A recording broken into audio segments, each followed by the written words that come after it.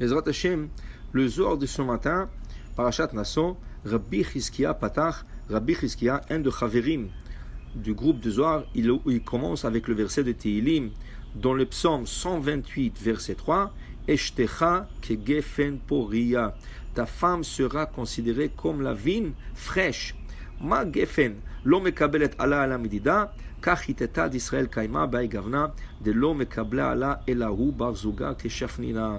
Comme la vigne, on ne peut pas la greffer avec un autre type de fruits, ainsi la femme doit être fidèle à son mari. Qui veut dire, on peut prendre n'importe quel arbre et on peut le greffer avec deux autres espèces. On peut prendre, par exemple, si vous prenez la mandarine, alors c'est un mélange. Vous prenez le kiwi, c'est la poire et la fraise. Regardez, c'est la couleur de la poire verte et les grains de la fraise à l'intérieur. Alors, il y a beaucoup de fruits qui sont mélangés.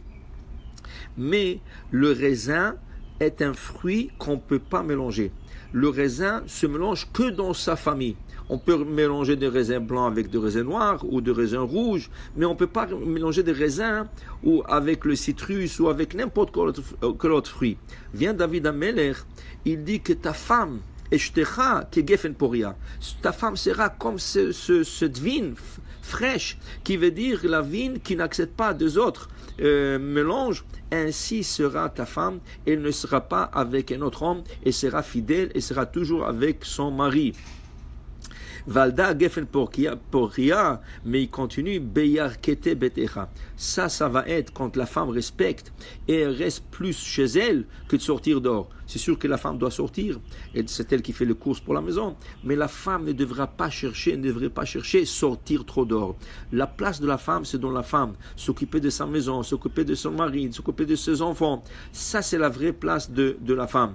Alors il dit ici, beyar kete betecha, chez toi à la maison, vélo le bar beshuka, elle ne doit pas chercher dans le chouk, elle ne doit pas aller sortir et regarder tout ça, has veshalom, rien que du mauvais peut sortir avec ça. Regardez dans la Torah, il y a un passage où Yaakov Avinu, après 22 ans, qui n'a pas vu ses parents, il retourne en Israël. Et en son retour, il arrive dans une ville, et là-bas, il y avait un chouk. Qui c'est qui sort, la Torah nous dit, sa fille Dina, elle sort l'irot bibnot haaretz. Elle est partie voir les filles d'Eretz Israël. Comment elles ont l'air? Elle a grandi à Haran. Elle est partie voir à Canaan et voulait voir comment sont les filles d'Israël. Et là, qu'est-ce qui arrive? Shechem ben Hamor, il y avait ce jeune garçon qui l'a attrapé, qui l'a abusé. Il voulait même la marier. Et toute une histoire. Yaakov et la famille sont rentrés en guerre. Ils ont dû tuer toute la ville de Shrem parce qu'ils ont tenu Dina comme captive. Ils ne voulaient pas la laisser jusqu'à que Yaakov promet qu'elle pourra se marier avec Shechem ben Hamor. Tout ça c'est arrivé, dit la Gemara, pourquoi va tetzel lirot bibnot haaretz. Elle est partie voir qu'est-ce que font les filles d'Israël. Qu'est-ce que ça te regarde? C'est des filles non juives, ça ne te regarde pas. La fille doit rester chez elle à la maison. Alors il dit ici que c'est ça, Eshtecha, la femme ne doit pas chercher. Tu dois sortir, tu sors avec ton mari. Mais il n'y a pas à sortir seul, comme l'homme. L'homme ne peut pas sortir seul avec des amis pour aller prendre un café, pour aller prendre un verre dans le bar. Ça ne se fait pas. Dans la paracha, Rachid nous dit cette semaine, une femme ne trompera pas son mari que si le mari a déjà trompé la femme. Qui veut dire que la femme n'initie pas. Si le mari, ça veut dire que le mari aussi doit être fidèle à sa femme. Le mari aussi ne doit pas chercher à sortir et avec ses amis ou à sortir, aller voir des choses. Mais la femme encore plus, parce que la femme est considérée comme gefen poria. Mais à savoir que l'homme et la femme, c'est un miroir. Tout ce que le mari fait se projette sur la femme. Tout ce que la femme fait se projette aussi sur le mari. Tu ne veux pas que ton mari regarde les autres femmes? Tu ne veux pas que ton mari sorte dehors? Toi aussi, tu restes à la maison. Toi aussi, tu restes avec tes enfants. Alors, il dit ici, le Zohar, la femme, même à la maison, même quand elle est à la maison, elle doit garder les tzniut. Par exemple, je vais dire un halakha, on sait que la femme doit couvrir ses cheveux. Alors, il y a un halakha qui dit, elle doit couvrir ses cheveux, mais c'est plutôt pour le dehors, pas chez elle à la maison. Alors, il y a des femmes qui disent, ok, alors à la maison, pas besoin de mettre le kisui roche, pas besoin de couvrir la tête. Mais le problème, c'est faux.